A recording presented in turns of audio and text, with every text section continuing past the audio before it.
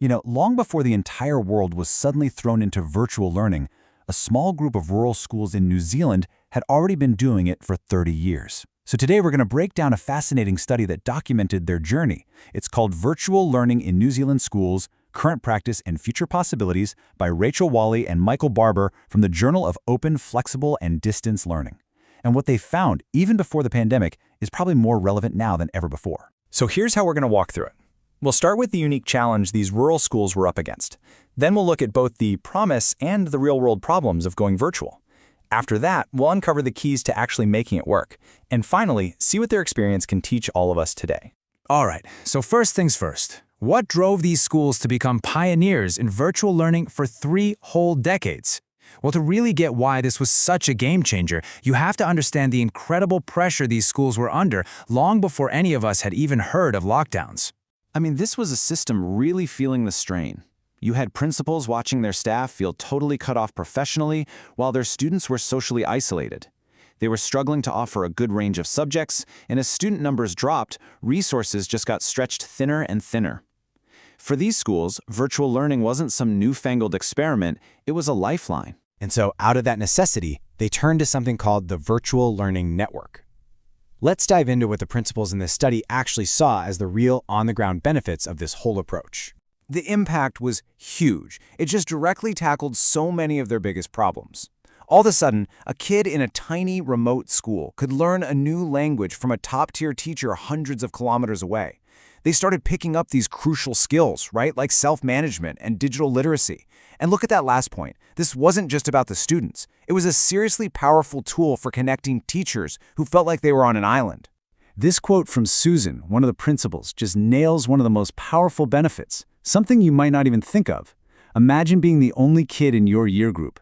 Now you get to see what your peers across the country are doing. That created this whole new level of motivation. It wasn't just about getting access to classes, it was about raising the bar and showing them what was possible. Okay, so it sounds great, right? But of course, it wasn't a perfect fix. The study does a really good job of showing both sides, and the principals were very upfront about the serious hurdles they had to overcome. Because while virtual learning fixed some problems, it created a whole new set of them. Suddenly, things you take for granted, like finding a quiet space for a student or lining up timetables, became these massive logistical puzzles. And that last point is the big one, the digital divide. We're not just talking about having a computer, we're talking about having reliable, fast internet, which, as you can imagine, was a huge barrier in a lot of these rural communities.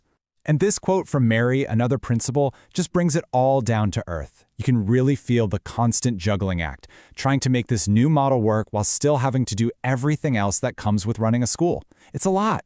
And this really gets us to the core tension of the whole thing. It was a series of trade-offs. For every promise, there was a challenge.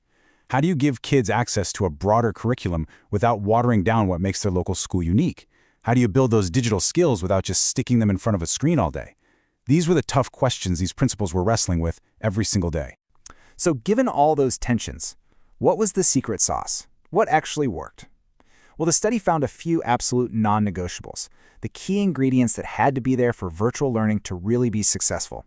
Okay, first and foremost, they completely rejected a 100% online model. The consensus was crystal clear. The best approach is blended learning. It's that mix, the combination of online instruction with good old-fashioned face-to-face support right there in their home school. It's not about replacing the school, it's about making it better. And they found 4 things were absolutely critical. 1, a quality teacher, because at the end of the day, good teaching matters more than any platform. 2, synchronous, real-time interaction. Students needed to see their teachers and classmates to feel connected. 3, real, in-person support. You can't just hand a kid a laptop and walk away. And finally, number 4, constant communication between the online teacher and the classroom teacher. Everyone has to be on the same page. And that brings us to the final, and honestly, maybe the most important part of this whole study. You have to remember, all of this was written before 2020. It's kind of incredible how much they saw coming. The authors lay out some really clear practical recommendations. For schools, the message is, be strategic about this. Build online collaboration into your goals, and, crucially, invest in training for your teachers. And for the government, the message is just as direct. Create policies that actually support this, finally fix the rural digital divide, and put money into the specific training teachers need to do this well. Which leads us to the study's final and pretty chilling warning. The authors basically said that events like pandemics and natural disasters prove that our traditional brick-and-mortar system is just way too fragile. Their conclusion? Building a strong virtual learning ecosystem isn't just a nice-to-have, it's an absolute necessity if we want our education system to be resilient. So we're left with this big question. After everything the world has been through, this study from a small group of rural principals in New Zealand kind of forces us to look in the mirror and ask, did we learn these lessons? Is our education system really, truly ready for whatever comes next?